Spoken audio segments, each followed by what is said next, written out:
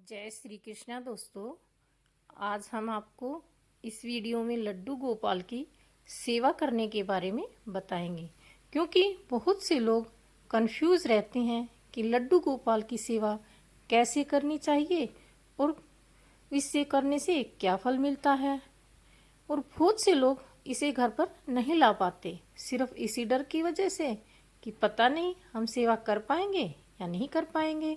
क्यों नहीं, अगर आपके भाव बने हैं तो आप लड्डू गोपाल की सेवा जरूर कर पाएंगे। तो आज इस वीडियो में हम इस सारी चीज़ों की जानकारी देने वाले हैं। आप वीडियो में लास्ट तक बने रहें और वीडियो को पूरा देखें और कमेंट बॉक्स में हमें अवश्य बताएं कि क्या आप लड्डू गोपाल की सेवा करते हैं, और करते हैं तो क्या क्या नियम अपनाते हैं, क्योंकि आपकी कमेंट दूसरों को जानकारी देने में हमें मदद मिलती है और हमारा हौसला बढ़ता है। ऐसी ही अच्छी अच्छी कहानियाँ आपके लिए लेते आएंगे, इसलिए आप हमारी साथ जुड़े रहें। तो चलिए बिना देरी किए चलते हैं। दोस्तों, लड्डू गोपाल की सेवा बहुत लोग करते हैं, और जो लोग नहीं करते उनकी यह इच्छा होती है कि काश हम भी लड्डू गोपाल की सेवा कर पाते। साथ ही साथ यह एक डर भी बना रहता है कि क्या हम उनकी सेवा कर पाएंगे, क्योंकि लोगों से उन्हें जो भी जानकारी मिलती है उससे उन्हें यही लगता है कि लड्डू गोपाल को घर लाना तो आसान है, पर उनकी सेवा करना बड़ा कठिन है, क्योंकि नियम बहुत कठिन है। तो आज मैं आपको लड्डू गोपाल के बारे में एक सच्चाई बताऊंगी कि आखिरी उनकी सेवा कैसे की जाती है। पहला सवाल यह है कि उन्हें घर पर आए कि लड्डू गोपाल को घर ले जाने के लिए जन्माष्टमी या राधा अष्टमी सबसे अच्छा दिन होता है, पर वो साल में एक बार ही आती है। इतना इंतजार कैसे करें। तो आप किसी भी एकादशी पर, किसी भी बड़े उत्सव पर, जैसे नवरात्रि, शिवरात्रि हैं या फिर दिवाली, उन पर ही उन्हें घर लेके आए। अगर किसी ने आपको गिफ्ट किया है तो आप सेवा भी एकादशी से ही शुरू करें। घर लाने के बाद आप प्राण प्रतिष्ठा भी कर सकते हैं। वो सिंपल पंचामृत से स्नान करा के सेवा पूजा शुरू कर सकते हैं। सभी भक्तों के मन में यह प्रश्न सबसे ज्यादा रहता है कि कितने बड़े लड्डू गोपाल शुभ होते हैं। देखिए, लड्डू गोपाल हर रूप में शुभ होते हैं। आपने उन्हें घर लाने का मन बनाया है, बस उसी समय से शुभता आनी शुरू हो गई। लेकिन फिर भी अगर आप खुद से घर ले कर आ रहे हैं तो कभी भी जल्दबाजी में उन्हें ना लाइए, क्योंकि कभी कभी लोग जल्दबाजी में छोटे से लड्डू गोपाल ले आते हैं। बाद में उन्हें महसूस होता है कि इनका तो हम श्रृंगार ही नहीं कर पा रहे, तो फिर वह बड़े लड्डू गोपाल लेकर आते हैं। फिर उन्हें छोटे लड्डू गोपाल की सेवा बोझ लगने लगती है। फिर वह उन्हें किसी मंदिर में या पेड़ के नीचे छोड़ आते हैं, क्योंकि ज़्यादातर तो जो लड्डू गोपाल बाहर मिलते हैं वो छोटे ही होते हैं। तो इस तरह से पाप से बचने के लिए आप जब भी लड्डू गोपाल ले तो 5 या 6 नंबर का ही ले। ठीक है, यह सवाल आता है कि सेवा कैसे करें। नियम कठिन है। देखिए, लड्डू गोपाल की सेवा के लिए आपका अपने प्रति भाव और प्रेम काफी है। बाकी आपको ज्यादा नियमों के चक्कर नहीं पड़, क्योंकि नियमों में बांधकर सेवा बोझ बन जाती है। आपको लगेगा अरे अब सुलाना पड़ेगा, अब भोग लगाना पड़ेगा, अब नहलाना पड़ेगा।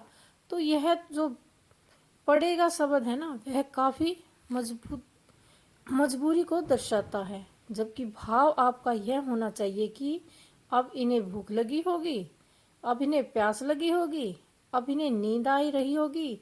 और जब भी आप लड्डू गोपाल की सेवा ले तो अपने भाव के अनुसार ही सेवा करें।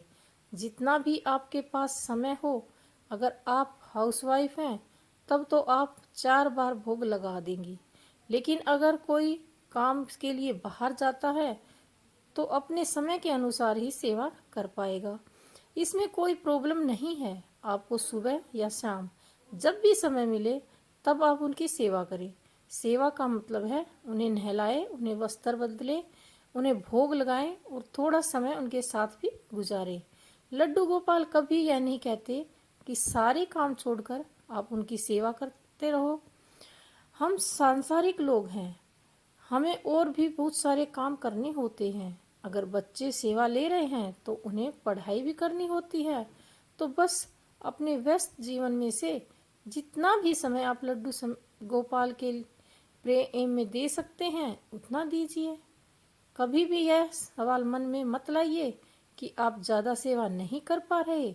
लड़को जो भी सेवा चाहिए होगी वह आपसे ले ही लेंगे, क्योंकि जब भी लड्डू गोपाल आपसे कोई सेवा लेना चाहते हैं आपका मन भी अपने आप उस सेवा को करने लगता है। फिर समय भी निकल जाता है। पर अगर आपके पास जरा सा भी समय नहीं है तो फिर आप लड्डू गोपाल की सेवा ना लें। उनकी सेवा के लिए आपको ज़्यादा कुछ नहीं करना होता। बस एक नियम है कि आप जो भी सात्विक खाएं उसका भोग लगाकर ही खाएं। फिर चाहे वह 2 बार हो 4 बार हो, आप रोजाना नहीं लहला सकते तो कोई बात नहीं, क्योंकि जो लोग पहली बार सेवा लेते हैं उन्हें डर भी लगता है कि कहीं हाथ से ना छूट जाए। तो आप हफ्ते में या 2-3 दिन बाद ही नवा सकते हैं। शुरू में अगर आप उनको सुलाते नहीं हैं तो सिर्फ हाथ जोड़कर आग्रह कीजिए कि प्रभु अब आप भी आराम करें। उनके पास पानी भर कर रखें। अगर आप कहीं बाहर जा रहे हैं और लड्डू गोपाल को नहीं ले जा सकते तो आप उन्हें घर में ही रहने दें, पर एक सूखे दूध का पैकेट और तुलसी के कुछ पत्ते उनके पास जरूर रख कर जाएं। आप चाहें तो ड्राई फ्रूट भी रख सकते हैं। अगर कुछ भी ना मिले तो तुलसी के पत्ते जरूर उनके पास रखें। तुलसी भी ना मिले तो तुलसी की लकड़ी भी रख दें। अब एक ज़रूरी बात, उन्हें घर लाने के बाद उनके साथ एक संबंध जरूर बनाएं, चाहे वह माता पिता का हो, भाई का हो, दोस्त का हो या फिर पति का। आपसे कहना चाहूँगी कि आपके जीवन में जिस भी रिश्ते की कमी सबसे ज़्यादा हो या जिसकी भी कमी आपको खलती हो, वही रिश्ता आप ठाकुर जी के साथ बनाएं और उसे पूरी शिद्दत से निभाएं। आपके लड्डू गोपाल के साथ क्या रिश्ता बनना है मुझे ज़रूर बताइएगा। अगर आप लड्डू गोपाल से प्रेम करेंगे तो आपकी सेवा अपने आप ही बढ़ती चली जाएगी। जब आप पीछे मुड़कर देखेंगे तो आपको पता चलेगा कि पहले आप क्या क्या नहीं करते थे पर अब करने लगे। तो ठाकुर जी की सेवा का सिर्फ एक ही नियम है, आपके मन में अपने उनके लिए प्रेम अगर वह है तो वह पूरी तरह से सेवा के काबिल हो। जय राधे राधे। अगर आपको हमारी वीडियो पसंद आई तो लाइक करें, शेयर करें और चैनल को सब्सक्राइब अवश्य करें। और ऐसी ही लड्डू गोपाल की सुंदर सुंदर कहानियाँ सुनने के लिए हमसे जुड़े रहिए।